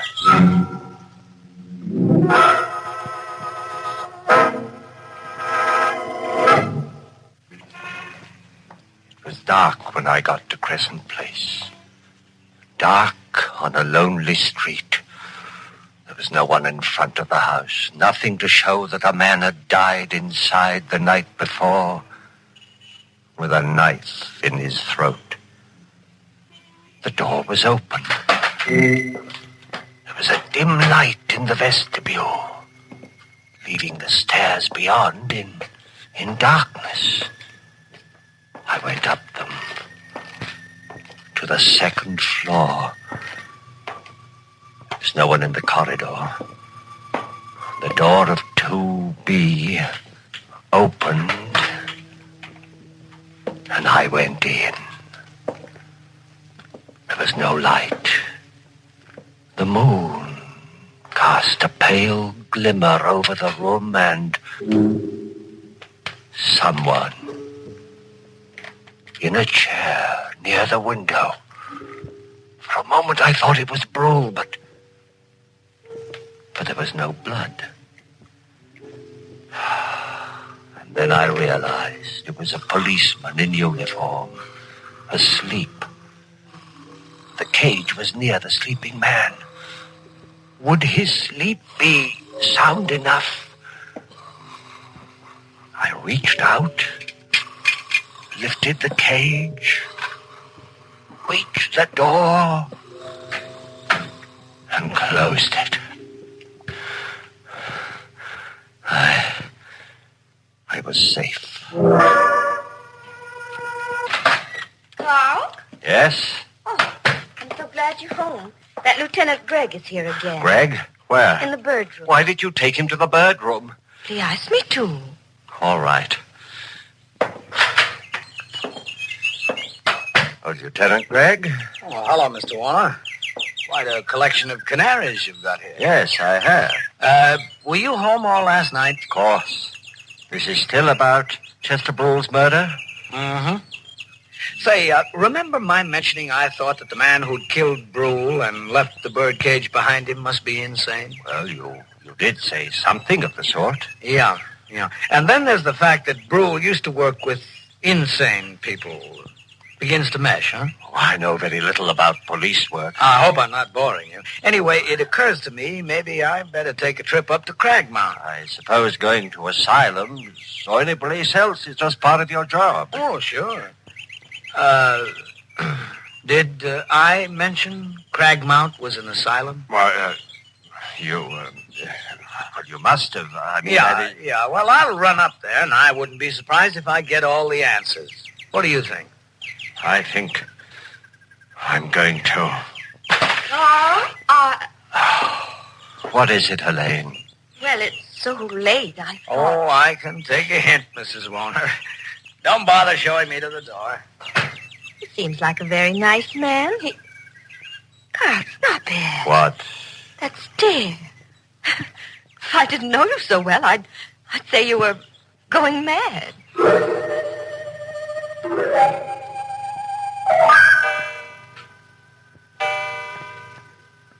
Go to bed, Elaine. All right, darling.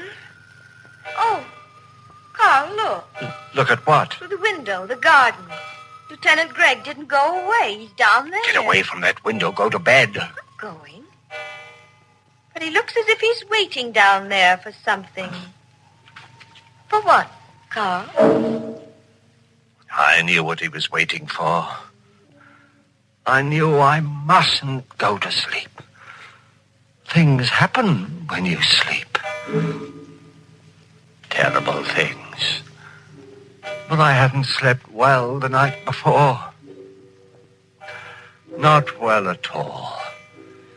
And there'd been the strain of the day. And it was night now, and dark, still, terribly still.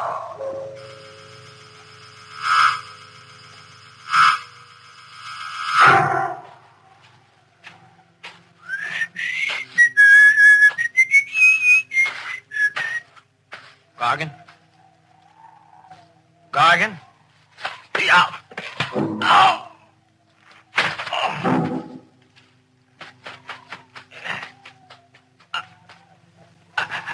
I was right. Was right, only it wasn't Gargan. Oh.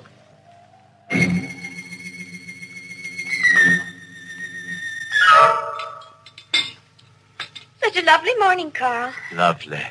I looked for Lieutenant Gregg as soon as I got up. He wasn't in the garden anymore. He must have got tired, gone home, or back to headquarters, wherever policemen go. Oh, dear. That's the Swenson's dog. He's got into our garden again. I'll have to get him out. Elaine, don't. Darling, you dig up all the flowers looking for bones. Elaine. Maybe he won't be there tonight. Elaine, where are you? Oh, on the street. What? Look, Lieutenant Gregg. His throat. Come inside. Oh, all right.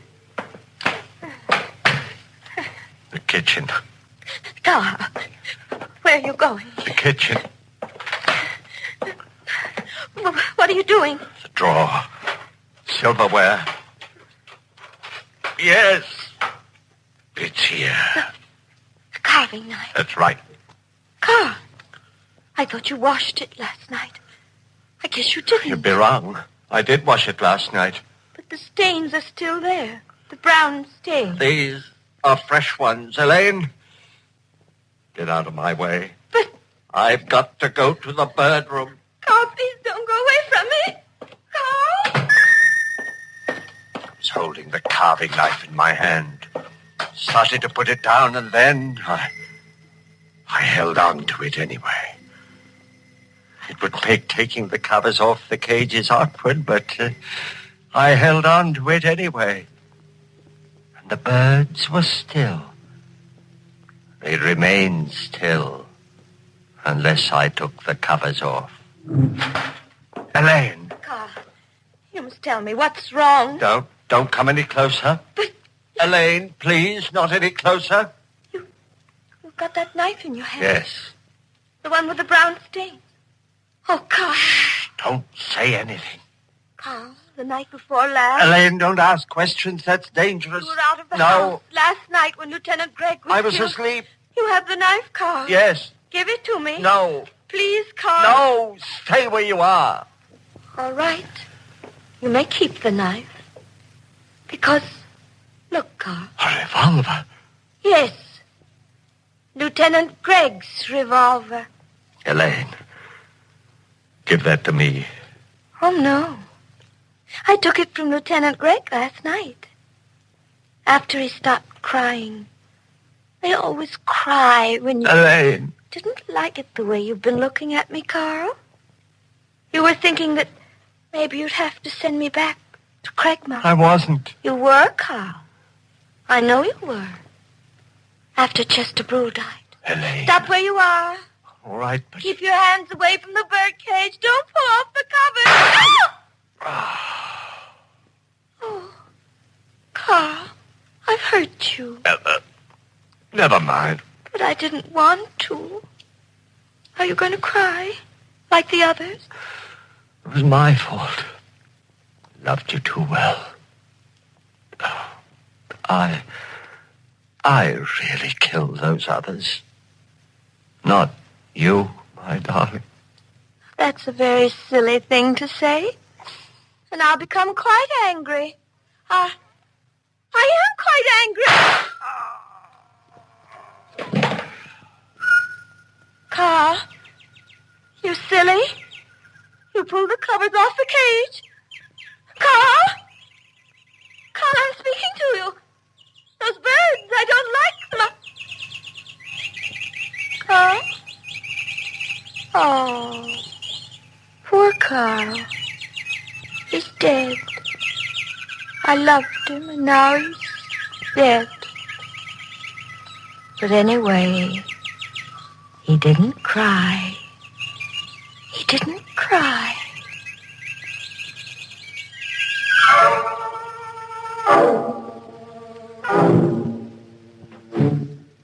Well, there it is. And so sweet. The story of a couple of lovebirds who, instead of billing and cooing, went in for killing and shooting.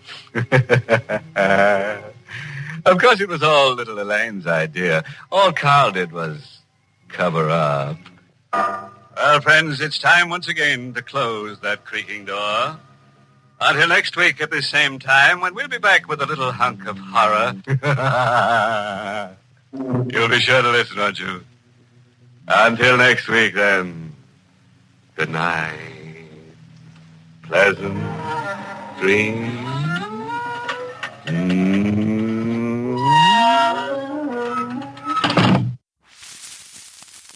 Well, my dear, I suppose it's time for you to head home and for me to go to, well, wherever it is I come from, but I do hope you'll come back soon.